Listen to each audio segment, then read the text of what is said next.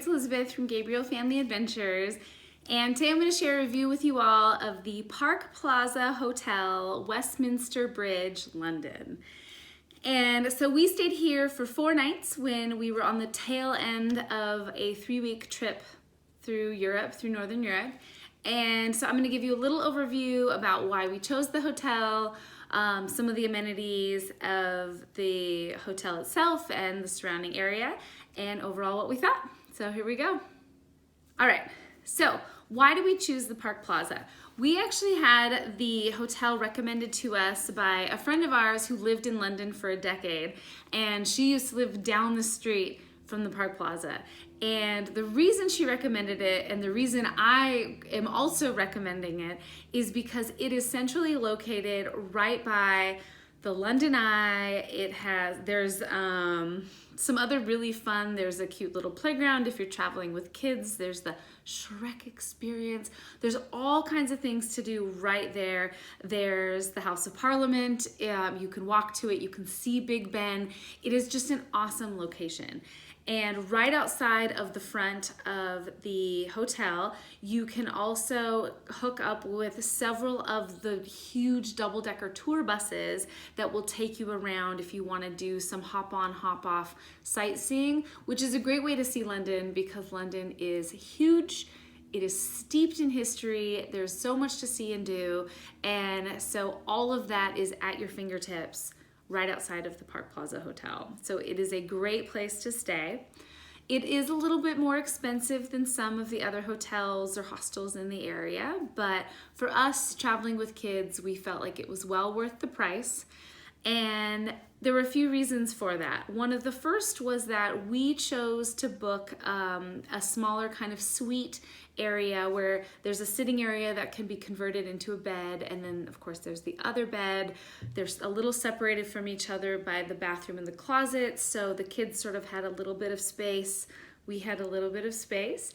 And in the room itself, they have tea, coffee, cute little biscuit cookies for the kids.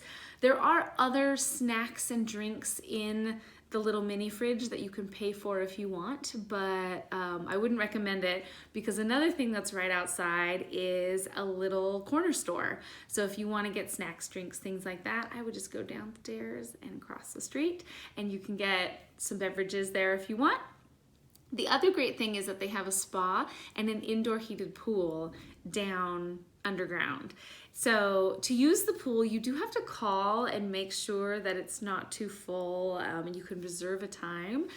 We never had any problems with it. We would call and then walk down. One time we forgot, we walked down. There was no one there, so it was fine. And the kids loved it. And on the tail end of a long trip, especially with our kids are 5 and 7, it was kind of nice to just jump in the pool for an hour or two and not do touristy things all day long. So it was a nice way to sort of break up the busy sightseeing history stuff. And I mean, I could be on a history tour every day of my life, but my 5-year-old thinks differently about those things than I do. So it was a great way to sort of break up the space. The other thing that we really loved about the hotel is that our room, we booked it with complimentary breakfast for the kids. It was all included in the price. And the breakfast is wonderful. They have some heated food, they have some pastries, they have, coffee, juice, tea, all of those things. And so it was really delicious. And on the weekends, they actually do breakfast instead of at the hotel, one of the restaurants. They do it in one of the ballrooms downstairs, and it's huge. They have, macaroons, they have all of these, massive offering of breakfast choices. You have your traditional English breakfast plus several other items that were great. And so the kids really ate their fill and were energized for the day, which was wonderful. We did eat at the 2 restaurants on site. So we did eat at the sushi Japanese restaurant one night, and I will say it wasn't great. It was just okay. They did do these flights of sake, which were delicious, but you can get better sushi other places. So is what it is. But the Joelle Brasserie was delicious, and I recommend it.